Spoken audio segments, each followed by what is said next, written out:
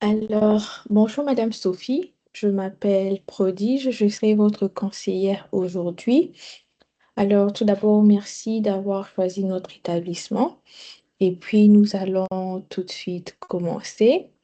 Alors, j'ai vérifié les informations que vous m'aviez données comme nous l'avons demandé. Vous m'aviez envoyé vos informations et j'ai travaillé dessus. Alors, sans plus tarder, je vais vous présenter le plan que j'ai fait par rapport à l'achat de votre propriété. Alors, tout va bien jusque-là? Ok, merci beaucoup. Alors, sans plus tarder, on va directement commencer. Je vais vous partager mon écran.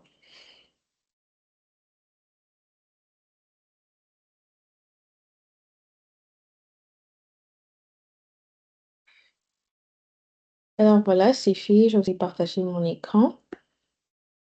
Et là, maintenant, je vais vous partager ce que j'ai pu faire.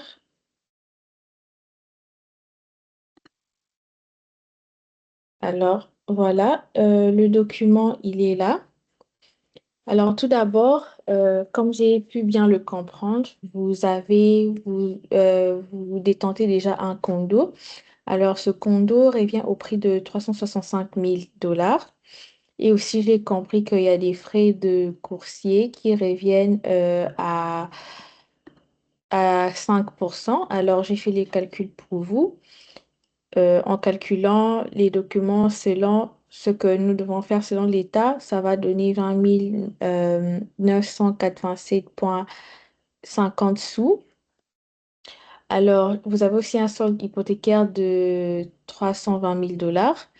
Aussi, un solde de la marge de crédit hypothécaire de 15 000 dollars. Et comme vous allez pouvoir briser votre contrat, vu que vous n'allez pas payer selon le temps qu'on vous avait donné, alors il vous faudra 1 800 dollars que vous allez payer pour avoir brisé les 20 ans ou 25 ans d'amortissement que vous avez. Alors, le solde qui restait, donc on a calculé le solde, j'ai fait toutes les dépenses que vous aviez. euh, en, donc, j'ai pris le prix d'achat et en vendant votre parcelle, on va enlever voilà, toutes les dépenses. Ils vont vous rester 7 212,50 dollars. Ensuite, vous avez aussi d'autres dettes à payer en rapport avec le produit de vente qui reviennent à 3 000 dollars. Donc, on va enlever dans les 7 212,50 sous et ça va finalement vous donner 4 212,50. Donc, après avoir vendu votre maison et après avoir payé toutes vos dettes et tout ce qu'il faut, il va vous rester en main 4 212,50 sous. Tout va bien jusque-là? Et merci beaucoup. Et là, maintenant, on va pouvoir passer à l'achat. Alors, pour l'achat de la propriété, je vois que vous voulez acheter un condo qui est une sorte de copropriété. Le prix d'achat revient à 350 000 dollars. Et aussi, pour les personnes qui achètent des maisons à prix de 500 000 et moins, vous allez payer 5%. Et ça dépend du type de propriété que vous payez. Là, vous allez habiter la maison, cette propriété, alors vous payerez juste 5% des 350 000. Ce qui revient à 17 500 dollars. Ça, c'est le fonds minimum que vous devriez normalement mettre. Et on prend le montant qui vous restait. On va enlever à la mise de fonds minimum. Et ce que vous devez normalement mettre, c'est 13 287,50 sous.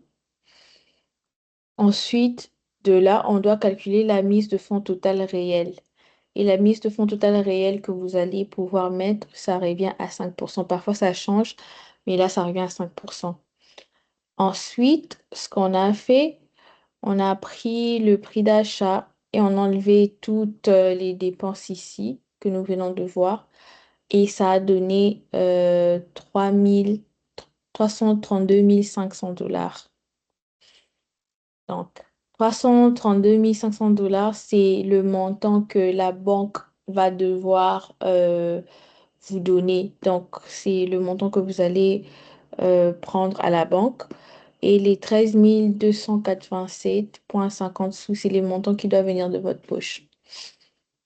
Mais il n'y a pas que ça, il y a aussi, faudrait assurer le prêt parce que beaucoup de banques demandent à ce que vous puissiez assurer leur prêt.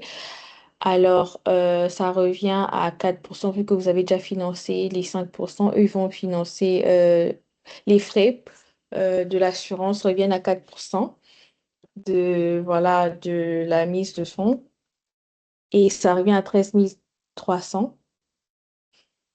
Ensuite, voilà, on va additionner le tout pour voir combien la banque doit réellement financer. Et donc, ça revient à 34 345 800 $. Donc, on a fait le montant que la banque devait financer au départ, plus l'assurance. Ensuite, il y a pas que, au fait, le montant que la banque doit financer, il y a aussi d'autres montants tels que les frais de notaire qui reviennent à 2 000, l'inspection du bâtiment qui reviennent à 4 500, les frais d'évaluation agréés. Ici, vous n'en avez pas vu que vous avez votre précéra assuré. Il y a aussi la taxe de la prime sur l'assureur qui revient à 9%. Donc, ça sera les 13 300, les 9% des 13 300 $ qui reviennent ici à 1 197 $. Il y a aussi la taxe de bienvenue que vous devez payer ou la taxe, voilà, Land Transfer Tax en Ontario et ça revient, on a utilisé notre calculateur et ici ça va revenir à 3 725 $. Ensuite, le total de frais de démarrage, tous ces frais-là, c'est ce qu'on appelle les frais de démarrage, c'est à 7 372 qu'on va additionner au montant que vous aviez avant. Donc, on additionne voilà, à la mise de fonds minimum et ça revient à 24 872. Donc, ça, ce sont ce que vous devez financer de votre propre poche. La banque ne pourra pas la financer. Ensuite, ici, nous avons le calcul voilà, de vos prêts. Vous voulez acheter dans 3 ans. Donc, vous allez acheter dans 3 ans, ça fait 36 mois. Ensuite, vous avez en main 12 000 $, mais on a additionné avec ce que vous aviez, de ce qui restait de la vente. Ça fait 16 212,50 $. Alors, vous devrez mettre dans l'épargne systématique, vous devez mettre 178,31 $ par mois, tous les mois, pour avoir la somme de 24 873 dans 3 ans. Donc, c'est un peu ça. Là, c'est si vous utilisez un CELI. Ensuite, il y a aussi, voilà, il y a tout ceci. Il y a les versements hypothécaires qu'on a calculés qui vont revenir à 2110,73 que vous allez commencer à payer chaque mois quand vous allez payer votre maison.